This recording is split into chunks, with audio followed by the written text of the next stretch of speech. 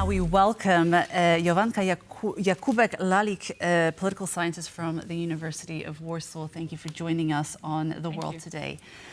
So we see that a number of very key political figures from the current government might actually be escaping to Brussels, and we might be facing quite a significant cabinet reshuffle. Can you give us a little bit of insight as to what we might be facing and what's happening and why these particular ministers?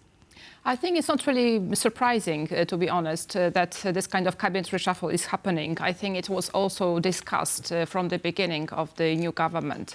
I think also the idea of the Prime Minister Tusk was also to have some first-liner politicians moved to Brussels, also to provide the opportunity for the cabinet reorganization, reshuffle, and also to bring some fresh faces, which might also introduce some new approaches, new policies. Fresh faces here in Poland, but also some of the strongest candidates there in Brussels. I'd like to ask about the other side, about law and justice. We hear the names Kamiński and Wąsik as potential candidates. So we've all heard that due to their convictions, despite their pardons, due to their convictions, they can't be members of Polish parliament. But do those convictions exclude them from becoming candidates for European Parliament?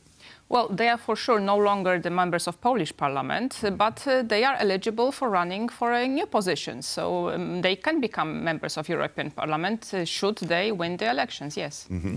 Okay, so that's quite interesting, because we were discussing this earlier, the legal story behind, you know, everything that's happened in recent months is quite confusing, especially because we have so many international viewers. So now suddenly the prospect of them becoming members of the European Parliament is quite well, quite interesting, to say the least. Well, they have been pardoned by the Polish president, so he has the right to pardon some of in this kind of situations. So they are eligible to be candidates for the European elections, yes. And in terms of the candidates that our colleague Jonas just put forward, what do you think that they will bring to Brussels in terms of representing Poland?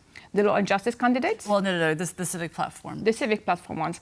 Well, I mean, for sure they are experienced politicians, also experienced on domestic scene, but also they can bring, let's say, the perspective of the current Polish government. And I think that the coming European elections are very important ones, also when it comes to the position of Poland in the European Union. Therefore, it is very important also to, let's say, send a clear signal what are the Polish priorities, what are the Polish policy initiatives. So really, it is very important who Polish citizens will choose in the upcoming elections. Donald Tusk has stressed the importance of these elections, and of course, turnout is going to be also very important for the ruling coalition. But as we approach these key elections, what are the main issues, do you think, that is going to be the main platform that candidates will be selected for? Well, for sure, for the European society, there are several issues which are of the utmost priority. I think that safety and security are the kind of issues number one when it comes to the war in Ukraine, also threats from Russia. So here, this will be very important. Also, I think migration, this is another topic that will for sure be considered by the Polish voters. Also, the migration issue is connected here with the security issue, also what is happening on the Belarusian border.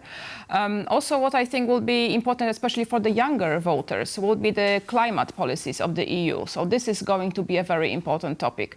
And of course, we have several other topics like the farmers protesting against the EU green policy, the Green Deal policy. So here, another issue that might be very, very important to discuss, and also it can make the voters vote in favor or against specific candidates. But at the moment, I think in recent weeks and months, it hasn't been entirely clear where the government stands, I think, especially when it came to the farmers' protests. I think there were some signals that Donald Tusk wanted to appease the farmers, but in the end, I don't think there were any clear resolutions in terms of what was going to happen. And then on the immigration front, I think the Prime Minister really wants to cooperate with the EU, but really in terms of what the voices are here domestically, there's a little bit of friction there. So I'm not quite sure. What do you think will be done in terms of the messaging?